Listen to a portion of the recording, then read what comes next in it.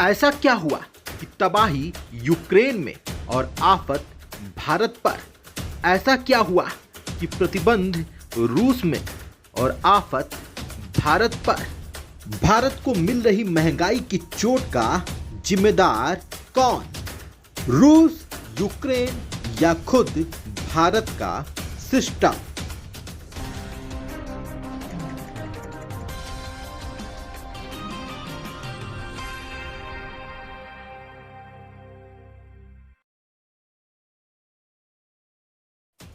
नमस्कार, मैं अभिनेंद्र। चुनाव के बाद जब अखबार का दफ्तर खुलता है तब खबर में मुद्दों की कमी हो जाती है। मतों की गिनती के दिन टीवी का मानव संसाधन थक जाता है। अखबारों में सारी समीक्षाएं हो चुकी होती हैं तो कुछ कहने के लिए खास बचता भी नहीं है और सारी निगाहें राजनीतिक शपथ ग्रहण समारोह की तरफ शिफ्ट हो चुकी होती हैं।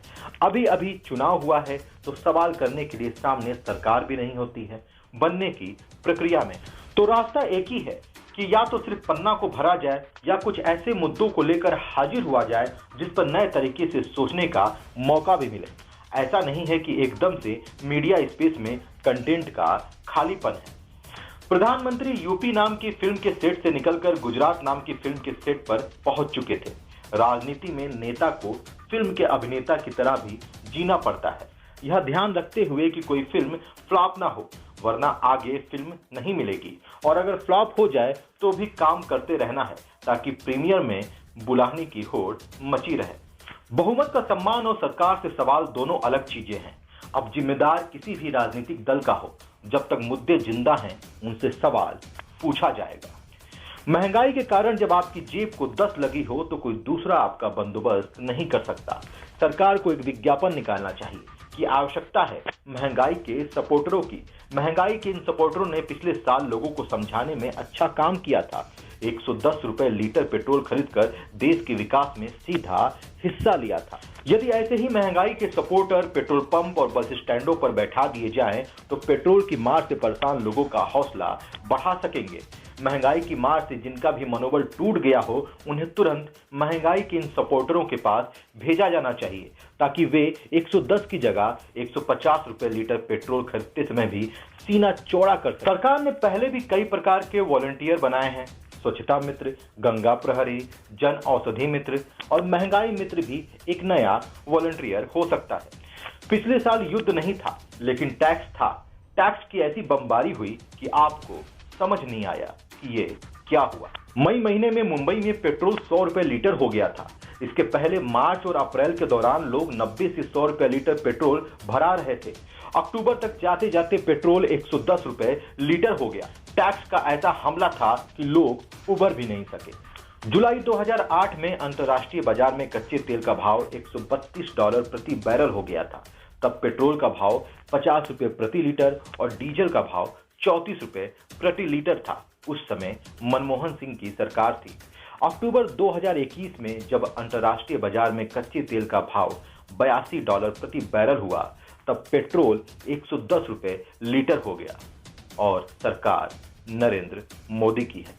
अक्टूबर 2021 की तुलना में देखा जाए तो फरवरी 2022 में कच्चे तेल का औसत भाव $94 प्रति बैरल रहा।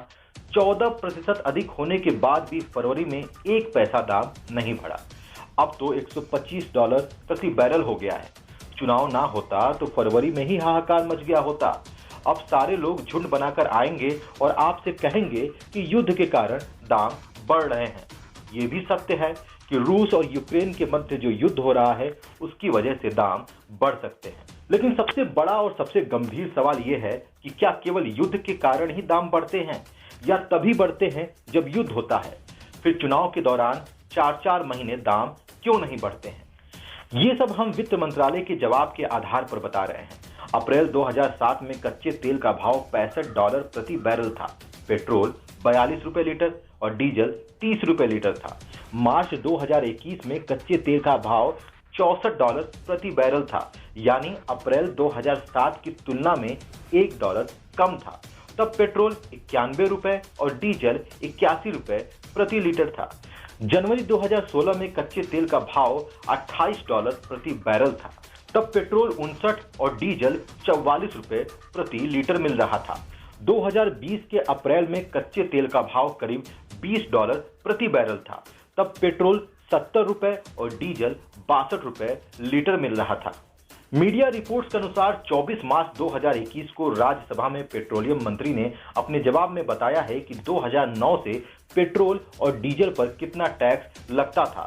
इससे तस्वीर थोड़ी और साफ हो जाती है। अब इन आंकड़ों को थोड़ा गंभीरता से सुनिएगा और समझिएगा।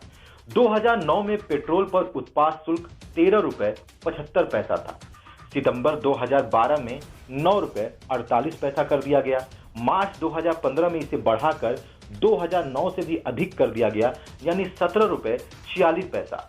जनवरी 2016 में इसे और बढ़ाया गया और यह 20 रुपए 48 पैसा हो गया।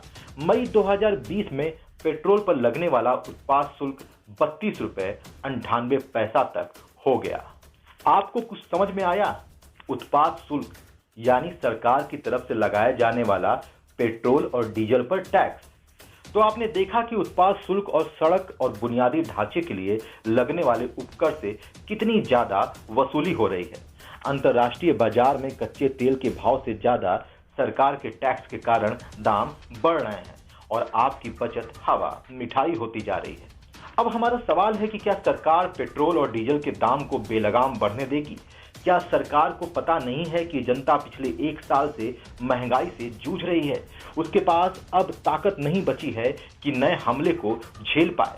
हर तरफ से आवाज आ रही है कि सरकार पेट्रोल के दाम बढ़ाएगी, लेकिन क्या वो इन सब सवालों के बारे में नहीं सोचेगी? मीडिया रिपोर्ट्स के अनुसार वित्त मंत्री कह चुकी हैं कि कच्चे तेल का भाव बढ़ा तो वित्तीय अस्थिरता आ सकती है। तो फिर इसका दूसरा विकल्प क्या है और भारत की अर्थव्यवस्था इस वक्त किस मोड़ पर खड़ी है? अब ध्यान देने वाली बात यह है कि अमेरिका रूस से तेल का आयात करता है। यूक्रेन के राष्ट्रपति ने अमेरिका से अपील की है कि वह रूस से तेल का आयात ना करे। इससे कच्चे तेल का भाव 150 से $200 प्रति बैरल तक पहुंच सकता है। एक ही रास्ता है कि ईरान से कोई डील हो और वहां से तेल की भरपाई हो, तभी कच्चे तेल के भाव में कमी आ सकती है। इस बीच हर देश कच्चा तेल खरीद रहा है, इस कारण भी इसका भाव बढ़ता जा रहा है। युद्ध के इतने दिन बीत गए और प्रतिबंधों से रूस को घेरने की तमाम कोशिश की गई, लेकिन फिर भी यूक्रेन की तबाही नहीं रुक सकी।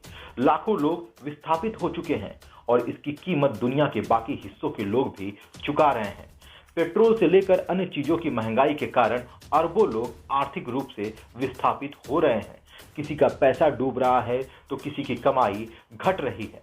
खबरों के मुताबिक आरबीआई की मौद्रिक नीति समिति यानी एमपीसी की सदस्य व अर्थशास्त्री आशिमा गोयल ने रविवार को कहा कि महामारी के बाद भारत के आर्थिक सुधार की रफ्तार अच्छी है। वृद्धि दर भी अनुमान से बेहतर है।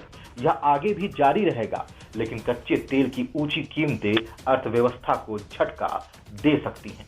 खैर, सक्षम नागरिक महंगाई का समर्थन कर सकते हैं, लेकिन देखते हैं सरकार इसे कितनी गंभीरता से लेती है। धन्यवाद।